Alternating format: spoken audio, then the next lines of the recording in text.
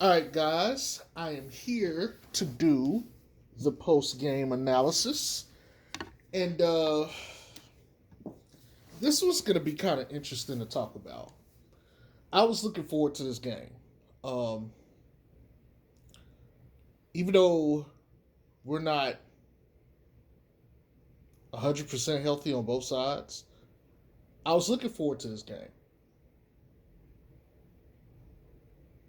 And I was looking forward to this game due to matchup.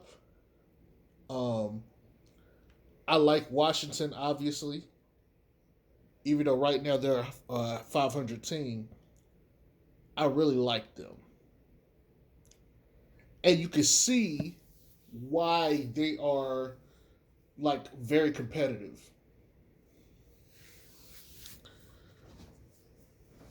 But I wanted to see our backcourt versus theirs. And I wanted to see how that matchup would go. It would have been nice if they had Rui, but I digress. But anywho, let me get into this analysis. So when you go look at the main box score, it's either about equal or Bulls win harder. Like, we made more threes than them. We took more, but we also made more in general. Big part of the game. They made 7 of 24. We made like 15 of 33. That's a huge portion of the game. Okay.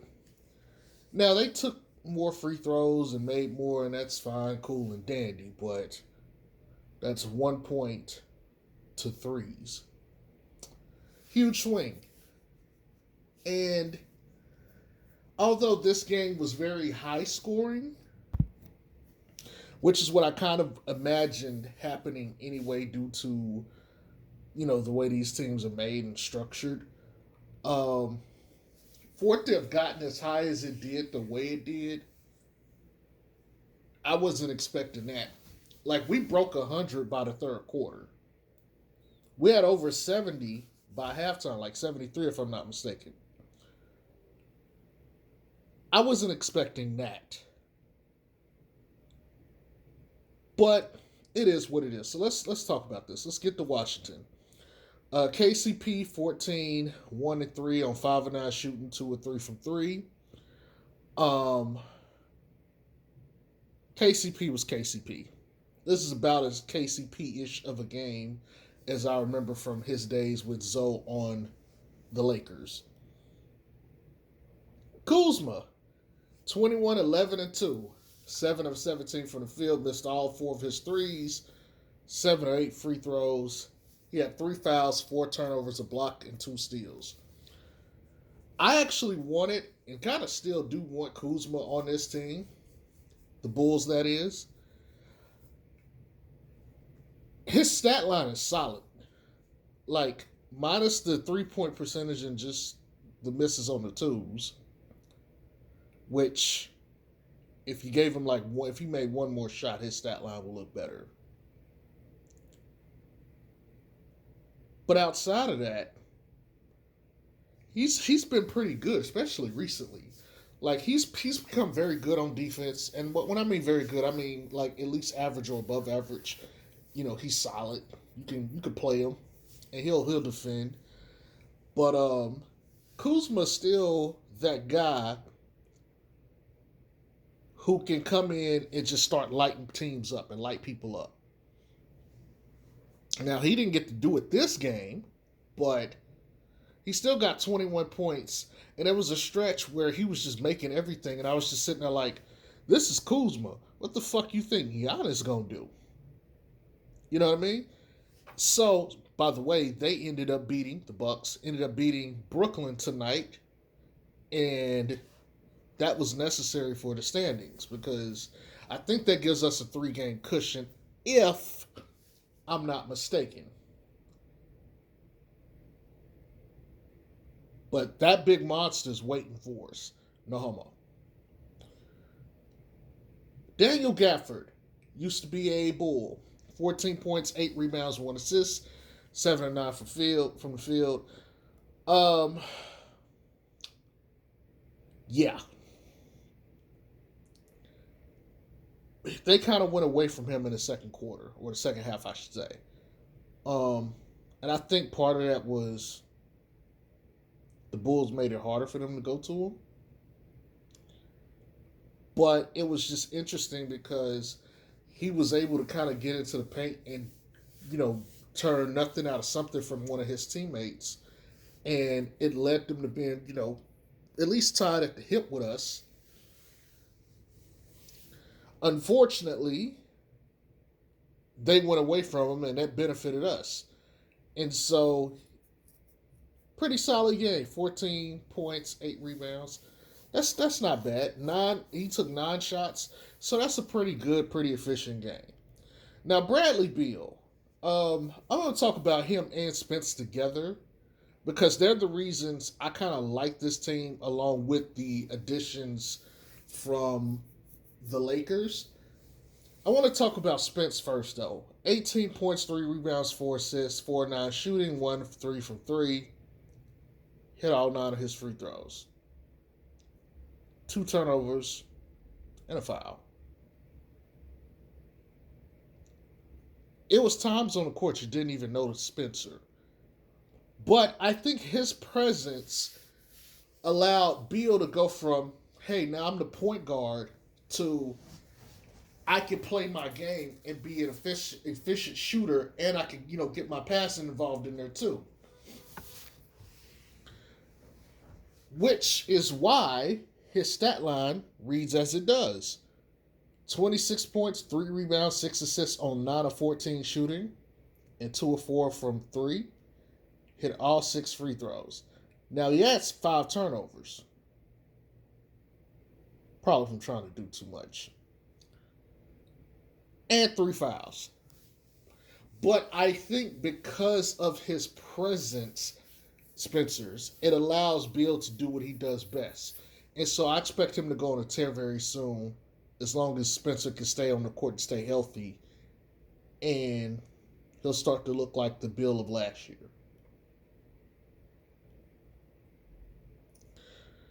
I'm going to run through their bench real quick because I don't want to spend too much more time talking about them. Denny had 8 points. He was Denny. Corey Kispert had 9 points.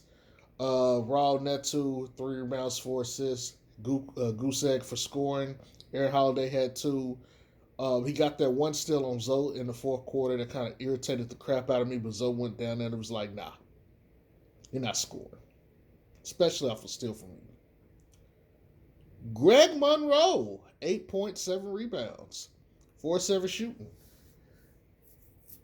I can be honest with you, I don't remember one Greg Monroe play. I'm going to be real, I don't remember one. Isaiah Todd, 2 points, 2 rebounds. Pretty standard. I'm surprised they played into their bench this deep. They basically played 6 guys. For what? Your guess is as good as mine. I don't really know. But they played a lot of guys. So, actually, when I sit here and look at this, Kuzma played the most minutes of anybody. He had 35 minutes. Beal had 33. Spencer had 31. Kentavious Caldwell-Pope and Gafford had 27 and 26 respectively. Then it's 19 minutes, 23, 12 minutes, 13, 14, 3. That's kind of weird how they have that, divvied up. But yeah, that's the Wizards. All this game showed me is that if they play us in a first round, they're going to get benched. All right, the Bulls. I'm going to get Derrick Jones out the way. 2 points, 3 rebounds, 2 assists. His 2 points is from the free throw line. He missed his 2 field goals he actually took. He had 4 fouls and a turnover. Again, man, I don't know what it is, but every time he comes in and he's playing like the 5, he gets hit in the fucking face and he's on the ground crying. Like, it just fucking happens. Now, I don't mean he's actually on the ground crying, but still, this guy has a deep desire to get facialed every game. Pause. But it's true. He gets hit in the face every fucking game, and this game was no different. Actually, he got hit twice. But it's becoming comical every time he comes in. He's on the ground. Like, dude needs like a bubble or something. For real. Now, DeRozan, he had 15 points, 5 rebounds, 8 assists, 5 of 16 shooting, which was horrendous. Missed the only 3 he took was 5 of 6 free throw. He had 4 turnovers and 3 fouls. Again, they got to stop this fouling. Derrick Jones had 4 fouls. They got to stop the turnovers too. But those 2 things in particular bother the fuck out of me. Now, he did get the 8 assists, which is cool, but come on, man. Can't have this. Can't have this. Well, I take that back. He can't have this. Because when you got other teammates that take care of the scoring for you, even though you don't have it for a night, yeah. And I think his streak he had, which was like 12 or 13 games of 20 or more, is gone now because he had 15 points. Crazy how that works. Vooch, he had 16 points, 14 rebounds, 7 assists, 8 of 19 from the field, 0 for 4 from 3. Vooch was loud in the first half and quiet as fuck in the second half. Like, that's the best way to put it. I mean, he had a very balanced game. Like, this is a great game statistically, 16, 14, and 7. It's a great game just in general, but he could have been better. And there he goes again, also missing all of the passes that Lonzo gives to him. I don't know what the fuck it is, but Lonzo comes back and the brother act like he's allergic to fucking playing basketball. And it's irritating me a low key on a little bit, but you know, it to me, I mean, I can't be upset. He got 14 boards, okay? Like, he did his thing. He got the rebounds. You know, he gave you 16 points. He gave you 7 assists. I can't front the man for that. You know, he missed the 4 3-pointers, but 8 of 19, man, come on. I know you could do better than that, Vooch. Now, let's talk about Zach LaVine, Lonzo Ball, Kobe White, and Ayo Dosunmu. Before I get into the meat and potatoes, the bench had over 50 points, right? And 39 of that was from Kobe and Ayo. Let's be clear. Now, by the time the third quarter ended, Zach, Zoe, Kobe, and Ayo had 70 combined total points. 70. If I read this correctly, and I'm going to do this math in my head, Zoe and Zach combined for 45, and Kobe and Ayo combined for 39. And that should be 84 points, I think. The backcourt of the Bulls, bench and starters, got you 84 fucking points. Okay? 84 fucking points. You know, some of that was the bench scoring, where again, they got you excess of 50 points. And it wasn't just like some shitty points. Like, Zoe didn't take a single, shot that wasn't a 3. He was 6 of 11 from the field, which also means from 3. Zach was 9 of 18 from the field, 1 of 6 from 3. Kobe, 7 of 8. Ayo, 7 of 9. Kobe was perfect from 3. Ayo missed 1 of his 4 threes. Like, let's look at this. Take away Zach as an outlier, okay? They hit 13 of 19 threes off of just Zoe, Kobe, and Ayo. They made 15 for the game. That means almost all of the fucking 3-point shooting came from those three guys. It's fucking ridiculous shit. By the way, Io got to the line, Kobe got to the line, Zach got to the line. Zach was perfect, 8-8. So was Kobe, 3 of 3. Io missed one. He got to do better about that free throw percentage. He got to get that up.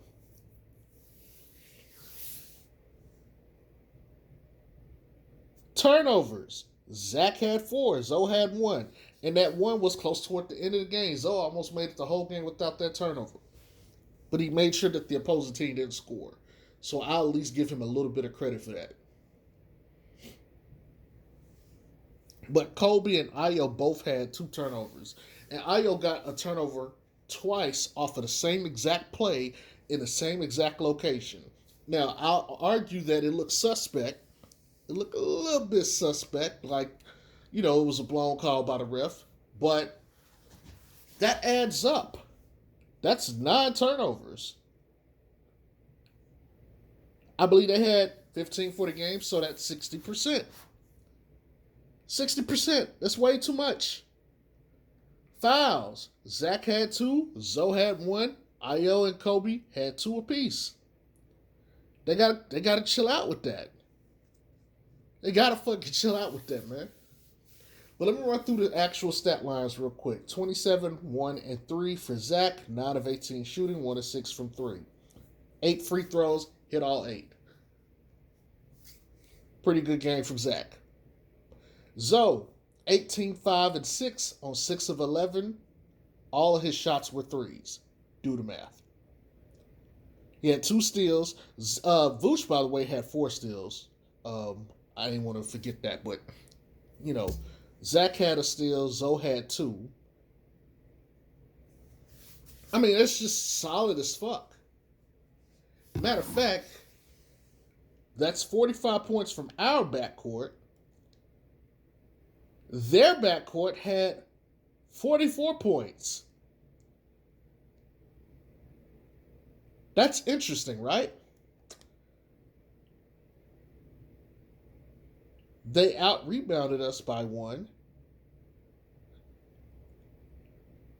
But we tied I'm sorry, I actually gave y'all the wrong numbers. They got 1 more assist than us, but we actually tied them in rebounds.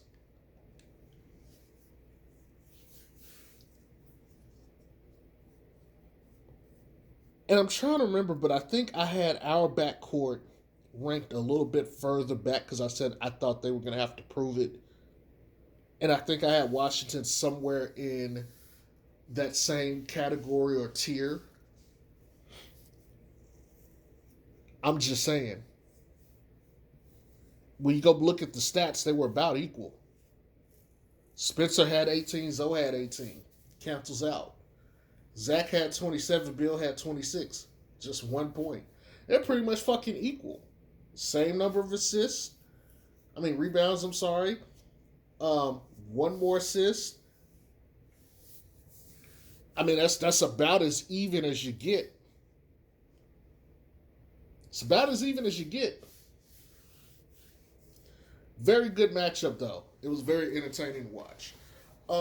Kobe White, 21, 2, and 3 on 7 of 8. 4 for 3. Hit all his free throws. I got to give Kobe his props, man. Another game where he just came in and shot it up. Must have thought that nigga was the Taliban the way he was just up in that motherfucker shooting shit up. I'm just saying. So, it is what it is. 21 points. I got to give that man credit. Him and Io, because that's unheard of to really have like 2 guys off the bench score that kind of, points. But, 21 points on 7 of 8. I got nothing but respect for that. That's wonderful. That is wonderful. If you're telling me he's going to give us 21 a game off the bench, I might reconsider the notion of trading him. Io had 18 points, 5 rebounds, 4 assists. He was making an impact all over the court, including defensively. He also had 3 steals. 7 of 9 from field goal, 3 or 4 from three. I mean, Io is exactly what I thought he might be. He like my comp for him is Drew Holiday, but what I'm saying is he's so balanced. Like you could literally play him next to pretty much any other guard because he has a toolbox that allows him to fill in as need be. You put him next to a scorer, he can pass, facilitate, and do all the other work. If you need someone that's the scorer and he's next to someone like a Zoe, he can go up there and put the ball in all. That kind of flexibility, that's what you want. That's what I want. That's what I'm looking for. That's why I'm very high on Io. And I'm just waiting for him to get a little bit physically bulkier and he spend some time up in there practicing, working on the free throws and stuff. Io's gonna be good, man. He really truly will be. And I know a lot of people have attachment to Kobe, but if you get rid of Kobe and said we got Io, I wouldn't trip. I would not trip at all. But y'all know that. Troy Brown Jr., 5 points, 1 rebound, 2 or 3 shooting, 1 or 2 from three. He had 2 fouls. We got to stop fouling. Jordan Bell played 2 minutes. I was happy he got in, but he didn't last long. He got a rebound. Okay. And 2 fouls in that time and a steal. Meh performance. Mama hips, Tony Bradley, fucking up plays. But he still got you 8 points, 4 rebounds, and an assist on 4 or 5 shooting. And Zoe was giving him the ball, and other than that one play, I mean, him and he was getting fed. And he made some shots. Take it for what it is. He did his thing. He didn't play as long. He played 10 minutes, 49 seconds, but he did his thing. Now, I'm not going to bother getting into the rest because that was garbage time minutes. Look, Cal Kuzma lit our asses up for a little bit in this game. What the fuck you think gonna happen when we got to match up with Giannis? We need that power forward. Desperately. This is a game where DeMar didn't have it, but literally 4 or 5 other people did. Derrick Jones is the only starter that didn't reach double figures. And it's like, oh, but then you got 2 guys off the bench that do. One of which got 20. Got to clean up the turnovers. Got to clean up the fouls. But with Zoe in, you see a lot of where he makes the game easier and better for everybody else. It was somewhat close, but it was really always out of range. The first time it played, it didn't quite go that same way.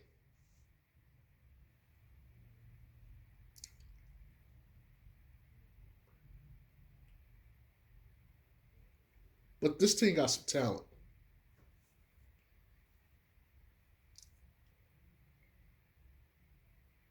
Some good talent.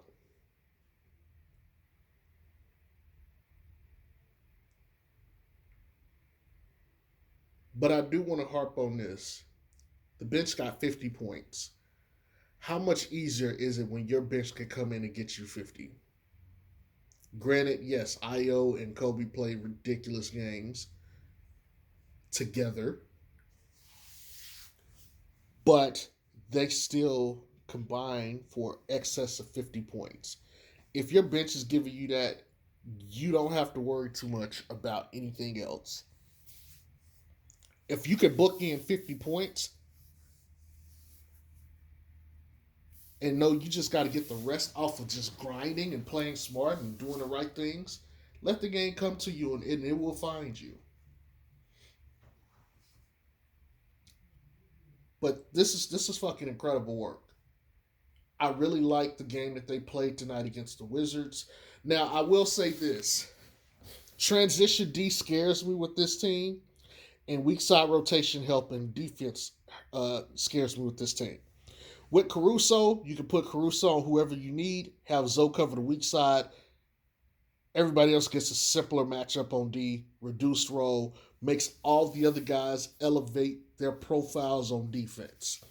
Without it, Zoe has to be on ball, and nobody else is there to make the necessary plays on the defensive end, which is why you kind of need both him and Caruso to unlock that thing that they have. And it works vice versa when you have Lonzo the ball, Caruso can roam. That's why that thinking basketball video that I was referencing you guys to um, makes so much sense, because you see it literally play out in the games every fucking time.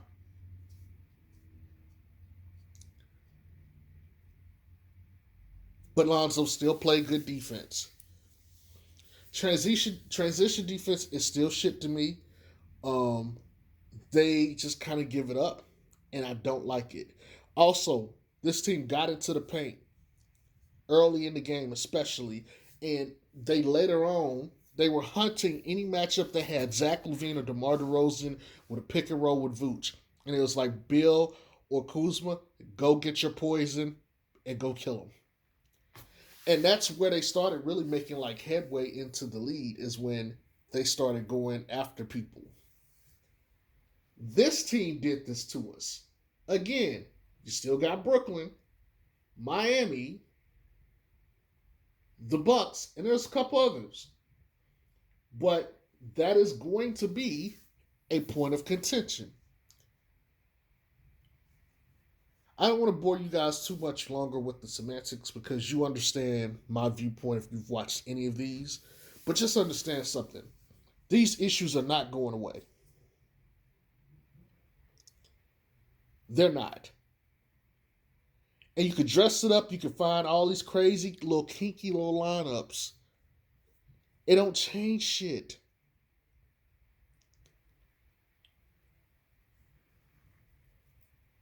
Giannis will drop 40, 20, and 7 on our heads. You got to find something for that, because if Kuzma could come out there and break us off 2 straight games, I don't know what to tell you. I don't know what the fuck to tell you. But anyway, that's all I got for you guys. Hope you enjoyed the analysis. Y'all have a good one. Peace.